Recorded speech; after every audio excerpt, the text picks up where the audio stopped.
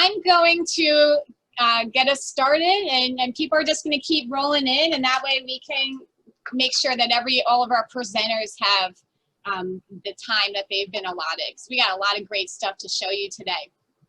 So I want to welcome you guys to the 2020-2021 school year. I'm so glad that you are here to attend our Math Citywide Professional Development session.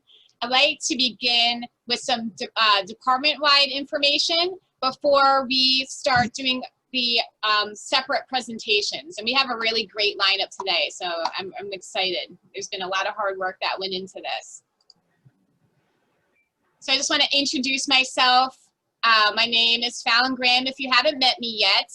And my role here in Chesapeake is to provide support for you guys to help you inspire, engage, and empower your students to achieve their potential. So I am here for you.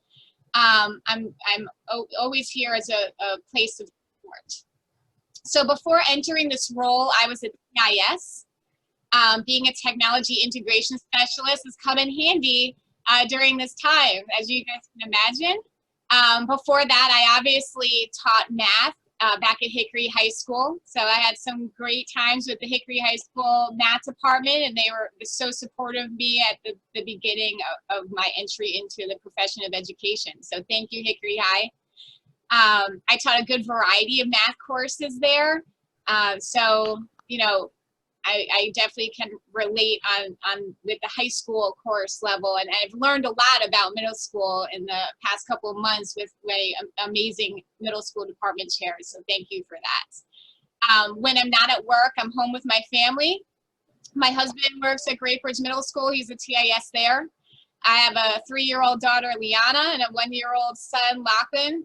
They keep it real, so if you ever give me a call or for some reason I'm working from home, there's a good chance you're going to see them running around in the background. I'm sure many of you may have heard or seen them over the past couple of months. So we have a good time at the Graham house.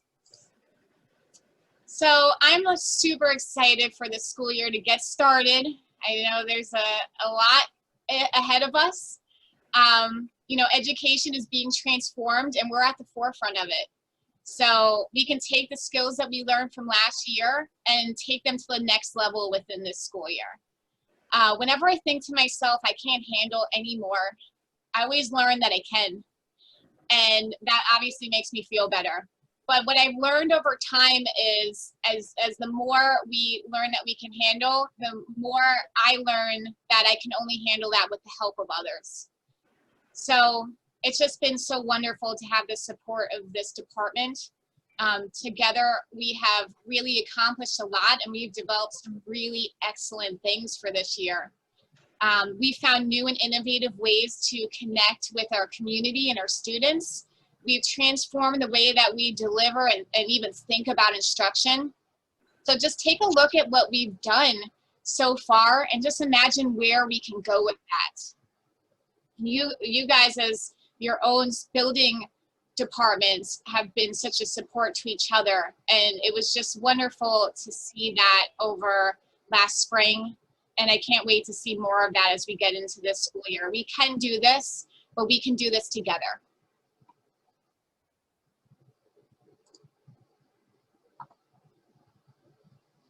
So what I love about this department and our district is how much we work together. This summer was no exception. We took on some really big projects this go around. We began with reevaluating and revising our pacing guides into a new template. There were a lot of people involved with that, as you can see from this slide, and I'm just so grateful for all of their help. It gave us such a well-rounded and diverse perspective into this. You know, we're a large district, and having a good variety of input from a variety of schools makes this makes all these documents that much stronger. So now, after that, we took an extensive look at our curriculum and designed it in a way to make it interactive on Schoology and useful for virtual delivery. Not to say that it's not useful for in-person delivery as well. So we have a bunch of components going on. During that time, we also were supporting students in the summer academy, where the purpose of that was to help get students back re-engaged with learning and to help them fill some of their unfinished learning from the spring. So I'm really thankful for the teachers who participated in that. The support they provided is just something that is going to support us as a district throughout the fall, and obviously supporting our students. I mean, the engagement and the joy that I saw in our kids as they were, you know, making the connections with our teachers was really heartwarming, to say the least. All along, we were building the plane as it was flying because we were teaching Schoology, teaching the summer academy using Schoology, and Schoology was just released. So we had people who were finishing the modules as they were, you know, just before they began teaching. So we also had some people this summer, or Betsy, working on our VDOE quick checks, you know, which is a wonderful resource. So I'm so excited that we have that for Math 6 through Algebra 1 to support this school year. So we've been pretty busy. And math instruction in Chesapeake is exceptional because of our collaborative effort. So here's a big thank you to everyone who's worked so hard this summer, but really a big thank you to everyone, because we've been really working hard for, you know, before the closure, but certainly when that closure hit. So I'm so grateful to all of you. Thank you for what you do for our students here in Chesapeake.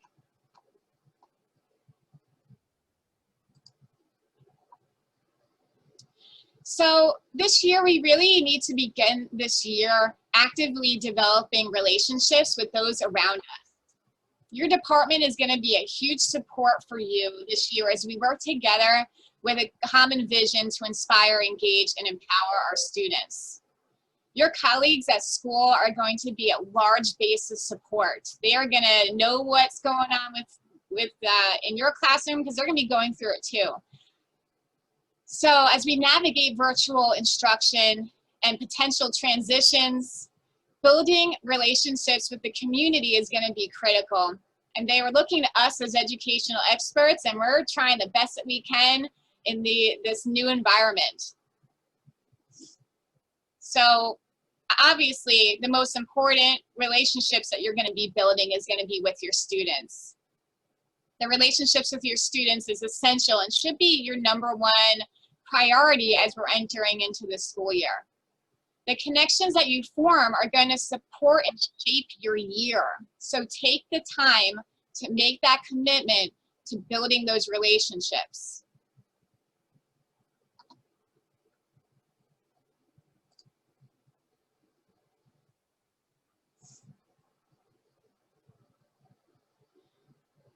So I'm showing you this slide, and some of the stuff on here should look familiar to some of you, because this is something that we talked about in the spring, and I also talked about it for our new teacher presentation just a couple days ago.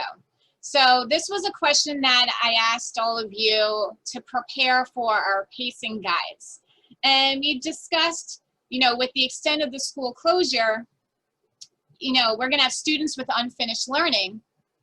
And this is going to impact performance as students move into these next courses that they're about to be starting up. So then we discussed methods, what we were going to choose to build capacity for success for the 2020-21 school year. So we kind of talked about, were we going to do a big review at the front, try to review all skills that they might have covered in the course before, or do we want to design some pre-assessments that we could disperse throughout the course and review the skills that they needed specifically for the course that they're in? So which means that we might not be reviewing all skills from the course before, because not all skills, you know, align.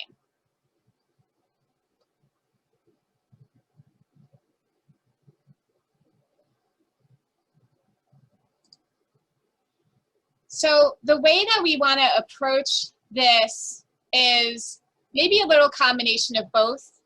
It might be good to do a pre-assessment at the beginning of your course to get a general idea, but I would make sure that you're reviewing only the skills that align with the course that you're currently in.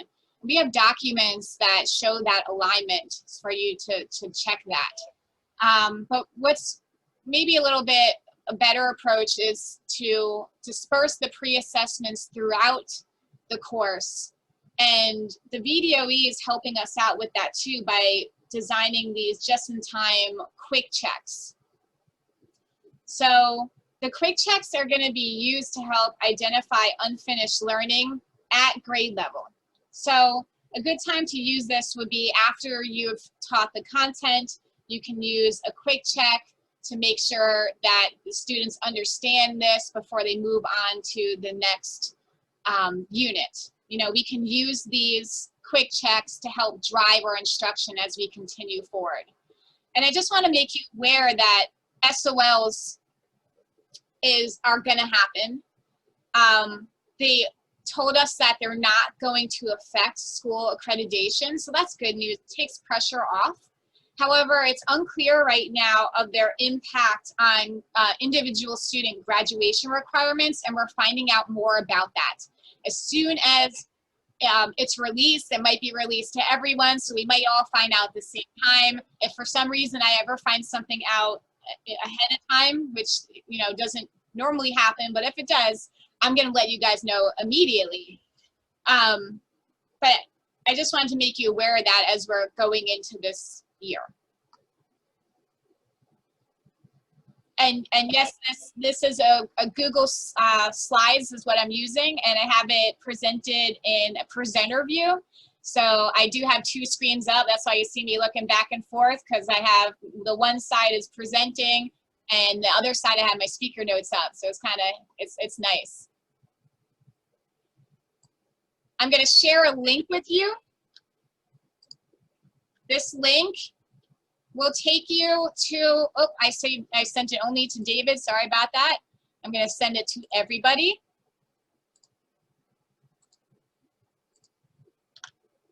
And this link will take you to the VDOE quick checks, but I want you to make you aware of this, that they are being brought into Schoology as we bring in our units.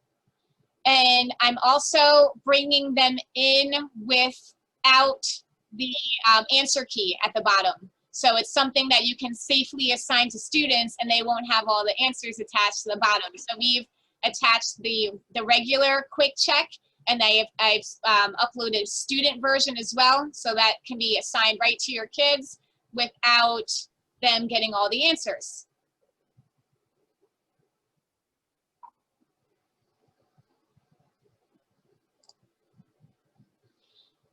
So I want to take have a little discussion about our pacing guides, because we are in a different kind of situation. So these pacing guides are set up with kind of a vision of us being in school and having a typical start to the school year, which is not the case.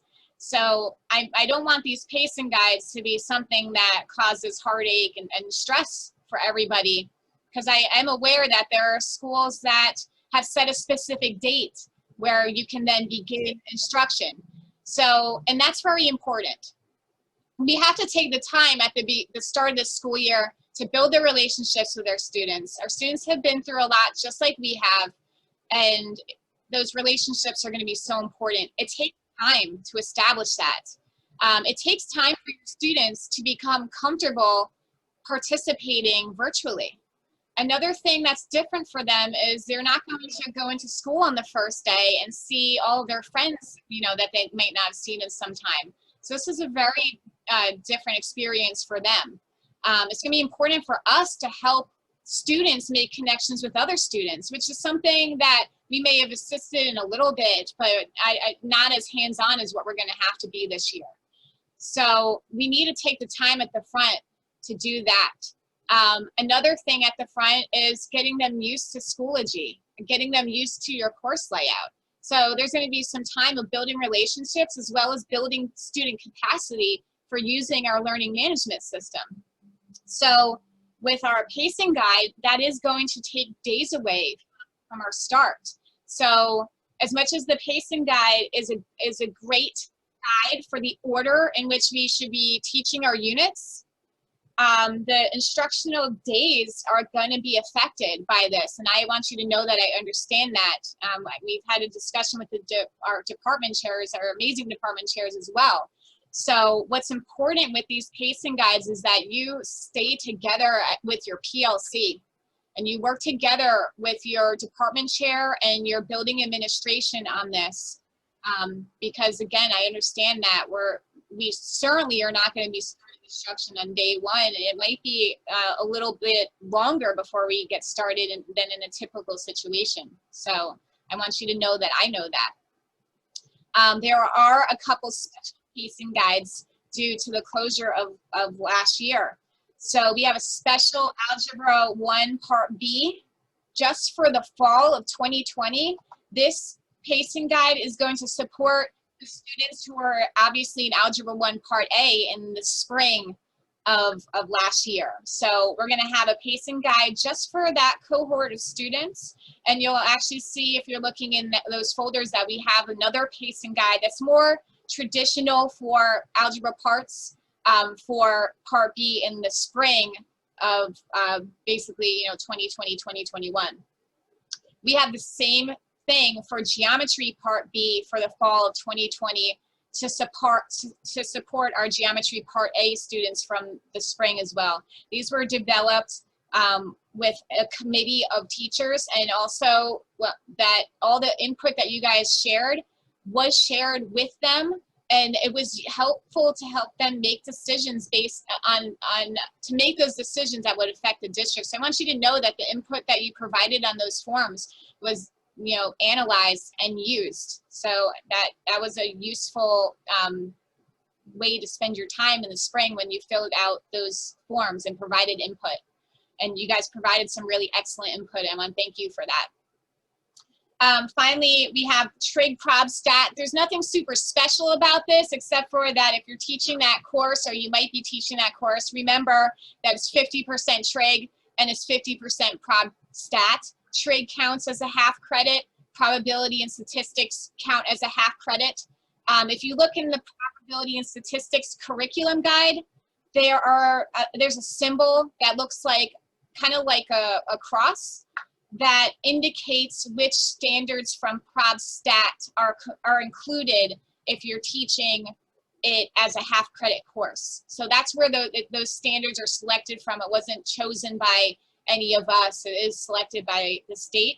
So, follow that pacing guide, and disperse your time accordingly, based on when we start and allotting 50% to Trig and then 50% to probability and statistics.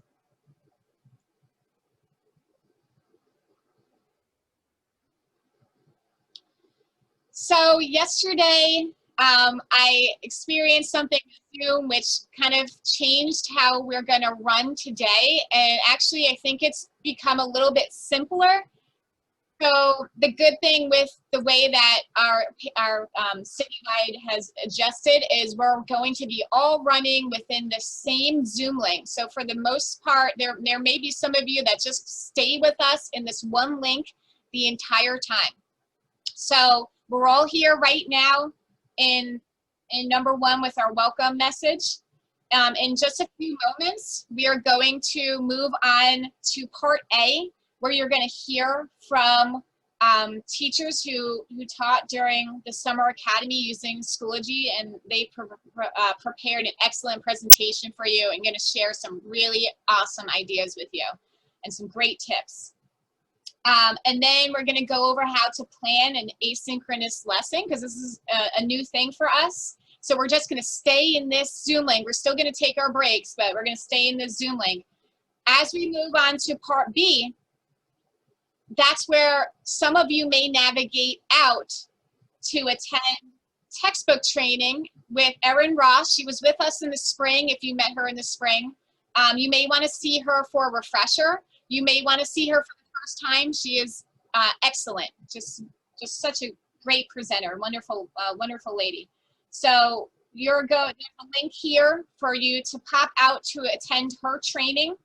And while that training is happening, we're going to be going over curriculum components in Schoology. So you may want to see that one, because then you can choose if you want to see textbook training, but you want to go to curriculum components in Schoology. As we go into this next part, we are able to select a different session. You can either go to textbook training. It's going to be the same exact presentation. It's not split up for middle and high school. It's the same thing. Or you can view tools to support virtual synchronous instruction, led by some excellent teachers again. And obviously our curriculum components in Schoology is going to be introduced by some amazing teachers within the district as well. So you're going to have to decide, you know, which of these two you want to see if you're going to attend the textbook training, which if you haven't been to textbook training, I really recommend it, because Big Ideas in our textbook has some great resources, but that is only for Math 6 through Algebra 2, okay? So if you're not teaching those courses, you're not going to want to go to textbook training.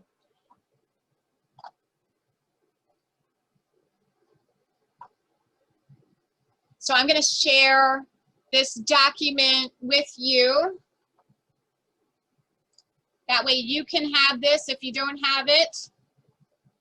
And you'll be able to access all of the links. At the end of Erin's training here, she's going to share the link again to come back to this presentation. If you're here with Erin at the end, then the presentation is over.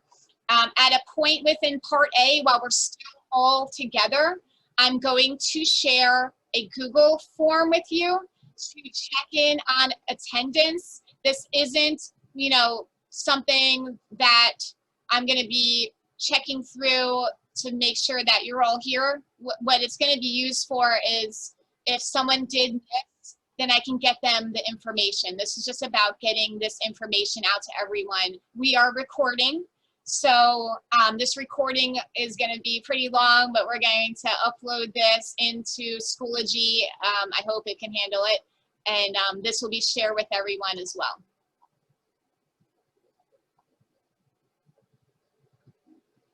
Okay, let's see. So